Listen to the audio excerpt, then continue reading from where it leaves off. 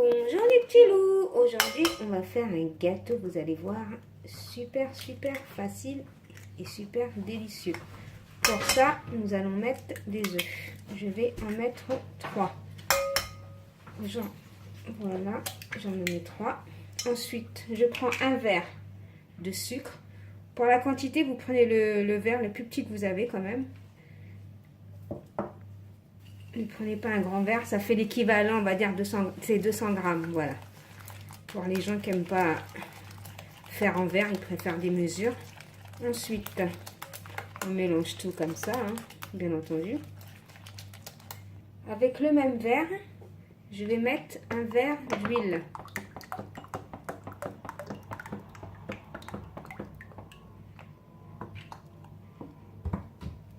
Et on mélange.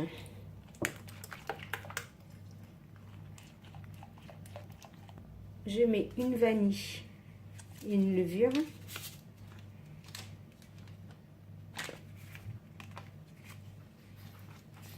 Ensuite, on va incorporer la farine. Ensuite, je mets ma farine. Avec le même verre, toujours avec le même verre, vous mettez un verre de farine. Et là, on va bien mélanger. Vous voyez les mesures, c'est pas compliqué, franchement. Voilà ce qu'on peut faire avec un verre. Voilà, j'ai pris mon plat, j'ai mis du papier cuisson et là, je vais mettre ma préparation. Et là, j'ai préchauffé mon four à 180 degrés. Voilà, pour la crème pâtissière, je prends une casserole, je vais mettre l'équivalent d'un demi-litre de lait. Voilà, comme ça, on va laisser à ébullition. Ensuite, moi, je vais mettre de la poudre... Pour faire la crème pâtissière, ça j'ai acheté ça à Leclerc, c'est comme ça, c'est de la poudre. Voilà, c'est de la poudre blanche que je vais mélanger à ça, vous allez voir. Très rapide.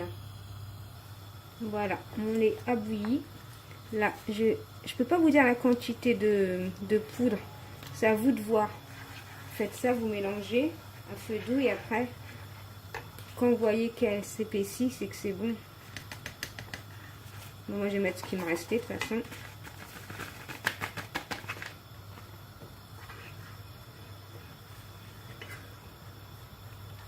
Et là, on mélange bien.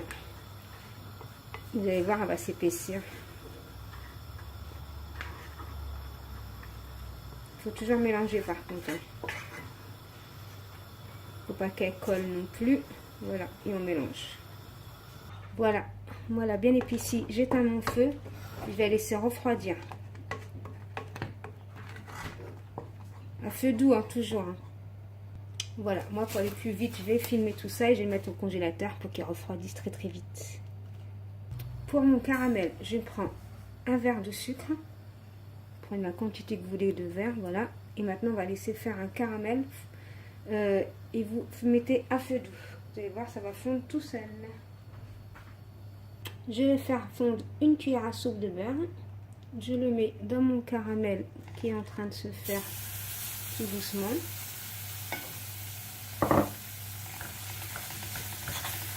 Toujours à feu doux. Hein.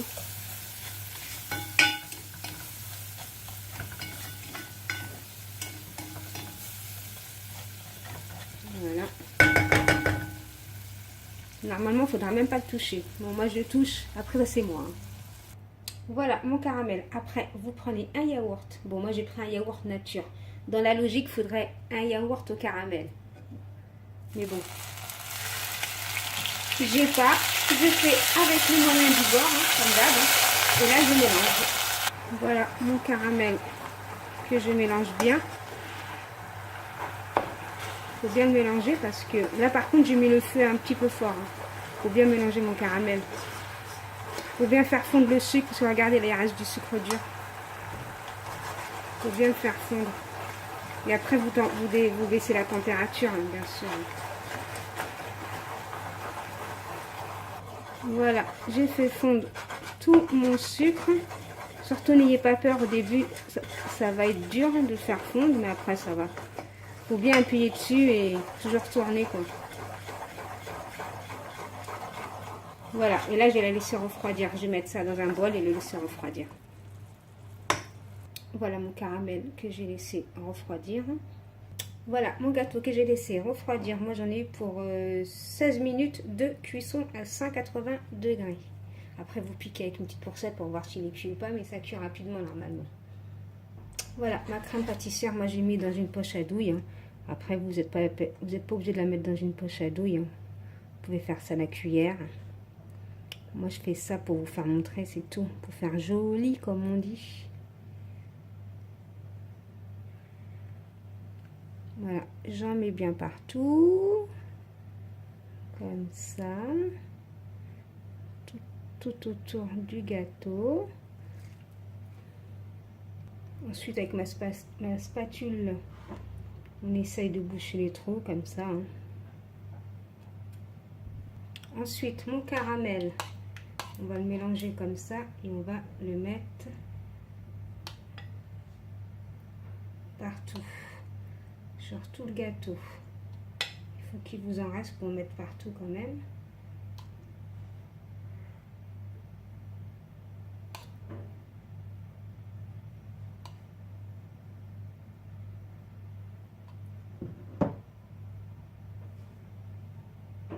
Voilà, j'ai laissé reposer un petit peu au congélateur mon gâteau au caramel.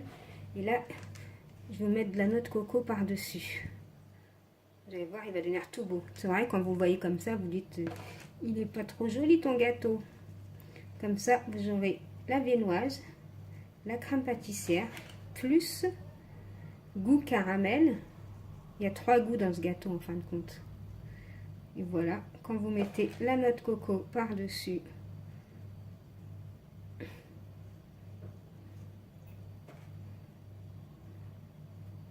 après, il faut le remettre au congélateur. Refroidir parce que le caramel il est toujours en dessous. Donc voilà les petits loups ce que ça donne. Je peux pas vous le couper, je suis désolée parce que je vais le donner. Donc les petits loups, si vous avez aimé cette vidéo, veuillez liker, commenter, partager. Bye bye les petits loups, bon appétit.